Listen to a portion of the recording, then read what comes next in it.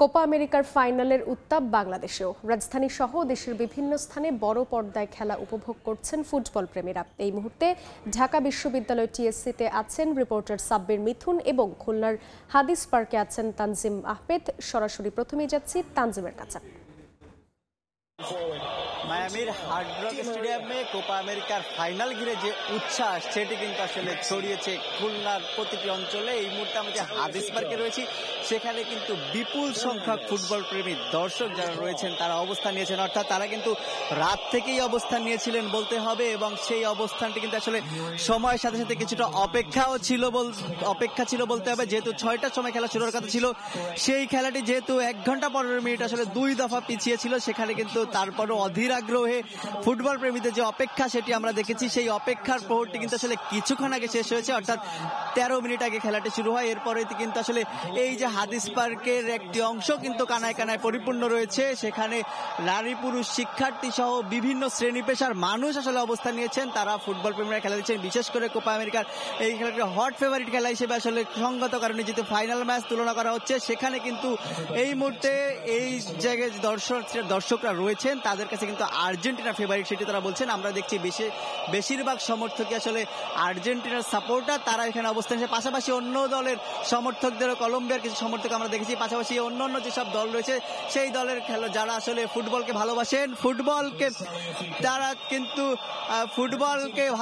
তারা এখানে এসেছেন, অবস্থান নিয়েছেন। সেই সময়টি বিশেষ করে রাতে ইউরোর ফাইনাল খেলা ছিল, রাত থেকে কিন্তু আসলে সরগরম খুলনার এই হাদিস পার্ক। সেখানে যারা ফুটবল প্রেমীরা রয়েছেন খেলা দেখছেন, উপভোগ করছেন, তারা আসলে বলছেন যে সময়ের সাথে সাথে কিন্তু আসলে অপেক্ষার পর ঠিক শেষ হাসিটা কে হাসবেন। তো খুলনার হাদিস পার্ক থেকে ফুটবল প্রেমীদের যে খবর আমার কাছে এই ছিল সর্বশেষ। আমরা একটু যেতে চাই টিএসসিতে, সেখানে রয়েছেন সহকর্মী সাব্বির মিথুন।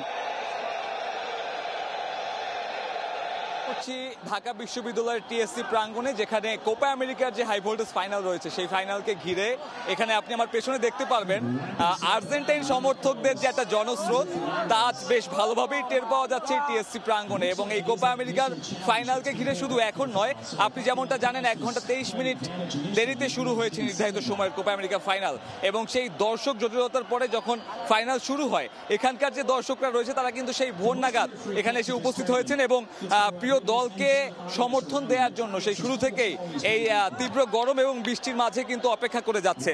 এবং সেই দীর্ঘ অপেক্ষার পরে অবশেষে যখন 7:25 কিছুটা আগে কোপা আমেরিকার ফাইনাল শুরু হয়, তখন আসলে এখানকার যে আকাশী নীল সমর্থক রয়েছে তাদের উত্তেজনা কিন্তু চোখে পড়ার মতো ছিল। এবং সেই খেলা শুরু হওয়ার পর থেকে নিজের প্রিয় দলকে এবং প্রতি মুহূর্তে যেভাবে সমর্থন দেয়া যায়, এবং অতীতে আমরা যেমনটা দেখেছি যে আর্জেন্টাইন সমর্থকদের একটা বড় সংখ্যক সমর্থন গোষ্ঠী আসলে আমাদের এই বাংলাদেশে রয়েছে, এবং তারই ধারাবাহিকতায় আসলে টিএসসিতে আজ এই একটা আর্জেন্টাইন সমর্থকদের মিলন মেলা বলা চলে। এবং কোপা আমেরিকার ফাইনালকে ঘিরে আসলে আগে থেকেই টের পাওয়া যাচ্ছিল, কারণ কোপা আমেরিকার বাকি যে ম্যাচগুলো রয়েছে আর্জেন্টিনার, সেই ম্যাচগুলোতেও টিএসসিতে দর্শকদের চোখে পড়ার মতন উপস্থিতি ছিল, এবং ফাইনাল ম্যাচে এসে আসলে সবকিছু ছাড়িয়ে গেছে। আমি যদি বলি টিএসসির যে প্রাঙ্গণ রয়েছে সেই টিএসসি প্রাঙ্গণে এখন মানে তিল ধারণের ঠাঁই নেই, এবং এখানে এখনো বাহির থেকে সমর্থকরা আসছেন নিজের প্রিয় দলের জার্সি এবং পতাকা নিয়ে, যদিও বা এখানে আসলে দাঁড়ানোর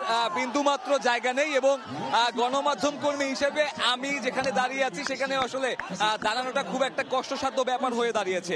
তবে আর্জেন্টাইন সমর্থকদের আসলে এরকম হরহামেশাই আমরা উপস্থিতি দেখি, এবং সবশেষ কাতার বিশ্বকাপের কথা যদি আমি বলি তখনও কিন্তু আর্জেন্টাইন ফ্যানদের উপস্থিতি আসলে বিশ্ব মিডিয়ার নজর কেড়েছিল, এবং সেই ধারাবাহিকতায় তারা আবারও চায় এবারের কোপা আমেরিকার শিরোপাটা তাদের ঘরে টানা দ্বিতীয়বারের মতন তুলে আনহেল ডি মারিয়াকে একটা স্মরণীয় ম্যাচ উপহার দিতে।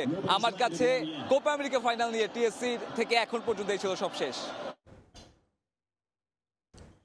সরাসরি ছিলাম টিএসসি প্রাঙ্গণে, তার আগে যুক্ত ছিলাম খুলনায়।